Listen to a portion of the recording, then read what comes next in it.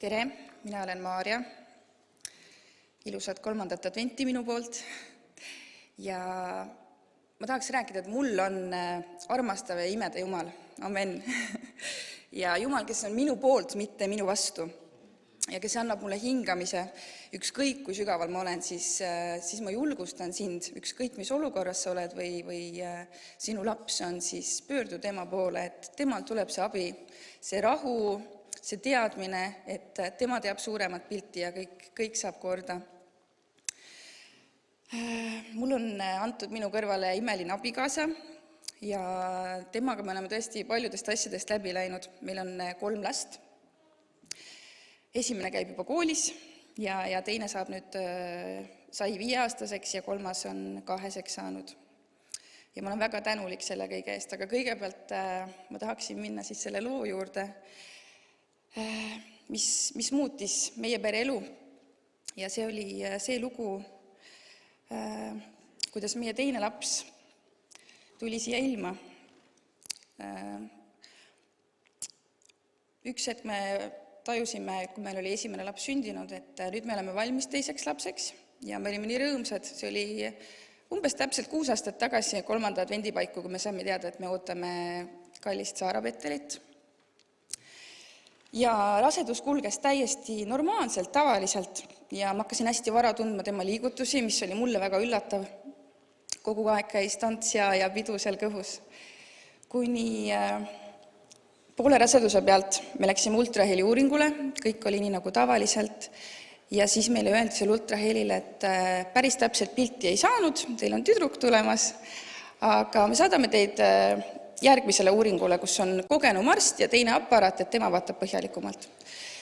Ja ega me ei osanudki midagi oodata. Me arvasime, et kõik on hästi, et küll vaadatakse ja kinnitatakse. Aga nii, kui see uuring tuli ja arst pani aparaadi kõhu peale, siis see on nagu lause, mis on jäänud meiega, et jah, siin see on. Ja meie vaatasime arstile otsa, vaatasime ükstele otsa, et mis asi on, et me ei teadnud mitte midagi. Ja selgus, et ta selgroog ei ole nagu lõpuni arenenud ja sellega kaasnevad ka närvikahjustused. Ta peas ei olnud asjad korras ja meile räägiti need asjad ära ja soovitati teha abort. Ja ma mäletan seda vaikimises kõndi autos, kus me hakkasime nutma lihtsalt, see oli meie jaoks nagu leinapäev. Kogu meie see nii-öelda unistatud elu lihtsalt langes kokku. Ja kui ma olen jaganud seda samas olukordades inimestega, siis see on midagi, mida ka nemad on tundnud. Ja raske oli see, et iga arstivisiit, mis me läksime uuesti haiglasse, siis meile soovitati tungivalt ikka jälle aborti. See ei olnud nagu see, mida Jumal oli meile südamele pannud, et ma ei ole nõus panema kätt kuskile Jumala plaanile vahele. Kuskil, ma arvan, nädal oli sellest uudisest, kui Jumal näitas mulle ühte pilti. Jumal räägib muga tihti ja ka unedes või piltides. Ja ma jäin tukkuma diivani peale ja ma nägin pilti, et ma vaatan seda sama diivanit ja seal on üks heledapäine tüdruk 2-aastane ja ta turnib seal diivani peal. Arstid olid talle siis öelnud, et ta vööst allapoole, et tal midagi ei tööta. Et ei liikumine, ei organid, mitte midagi. Ja samas see oli nagu nii tungiv ja selline tugev teadmine, et see, keda ma seal pildil nägin, see on minu tütar. Ja ma ärkasin rõõmupisaratega, et Jumal on midagi tegemas, midagi imelist tegemas ja see oli see, millest ma nagu hoidsin kinni lõpuni välja. Muidugi, iga ultraheli, me käisime iga nädal arstide juures, ma ootasin seda imet, et nüüd öeldakse, et ta on terve, ta on täiesti terve, aga seda ei tulnud. Ja see oli selline raske aeg. 2 kuud enne sünnitust meile hakati siis panema keisrilõike aega, sest need lapsed ei sünni tavaliselt loomulikul teel, sest nad ei pööra õiget pidi, sest neil jalad ei tööta, nende pea on liiga suur, nad ei mahu välja. Ja me tundsime, et see ei ole meie tee lihtsalt, et Jumal teeb siin midagi. Ja me umbes 2 kuud käisime arstide vahet ja keegi ei julenud anda meile seda kinnitust, et ta võib sündida loomulikul teel. Kuni siis lõpuks lubati, sest et laps oli keeranud õigesse asendisse, pea ei olnud liiga suur ja tänu Jumalale kõik oli nii nagu vaja tavaliseks sünnituseks. Ja ühel suvepäeval ta sündis ja ma ei näinud kahjuks teda. Nägin mõnda aega hiljem, sellepärast, et ta viidi teise osakonda, aga mu abikaasa läks kohe teda vaatama ja esimene lause, mis ta ütles, et ta on nii ilus, et see oli midagi erakordselt ka muld nagu teda näha ja seda Jumala ime näha. Ja pärast seda meie teekond läks lastehaigla seinte vahele. Talle on tehtud mõned operatsioonid, aga tal jalad liiguvad. Meile küll öeldi ja räägiti palju ka halvatusest. Me oleme olnud palju ka põletike pärast haiglas, aga tänu Jumalale, et kui ta oli kuskil 2-aastane, siis see pilt, mis ma nägin, see sai tõeks.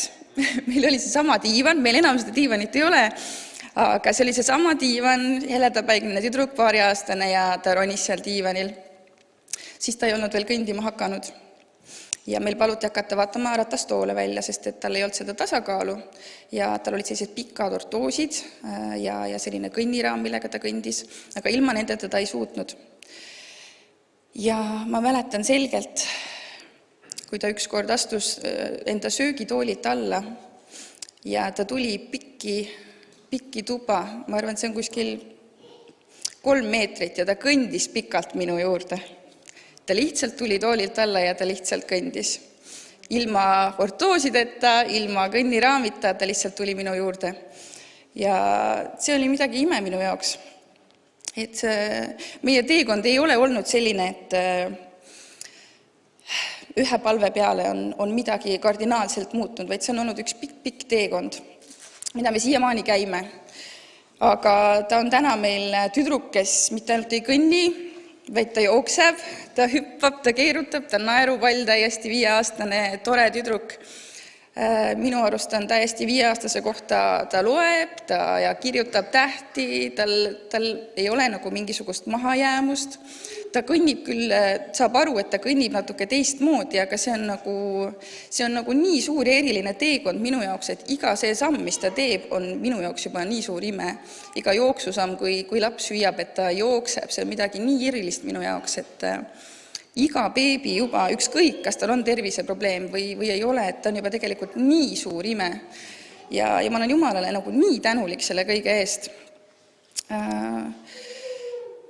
Pane lihtsalt lootus Jumala peale ja ta tuleb appi, ta ei jäta sind hätta, et usalda teda. Peale seda muidugi meil oli ka see, et me tahtsime rohkem lapsi saada, aga meie hirm oli päris suur, sest me ei teadnud, millest see probleem tekkis. Ja mul oli selline nagu teadmine, et me hakkame selle peale mõtlema siis, kui Saara Petel hakkab kõndima. Ja meie üllatuseks siis kuskil kuu peale seda, kui Saara oli kõndima hakanud, me saime teada, et me ootame last. Aga minu hirm oli nii suur, et me ei julenud nagu seda teekonda ette võtta ja ma olen nagu nii tänulik Jumalale, et see on täielik nagu kingituse laps meile, et mingi otsus, mis nagu tehti põhimõtteliselt meie eest ära. Nii et usaldage Jumalat, ta on tõesti, ta on elav Jumal, ta on imede Jumal ja ta tahab toimida meie kõigi eludes. Amen.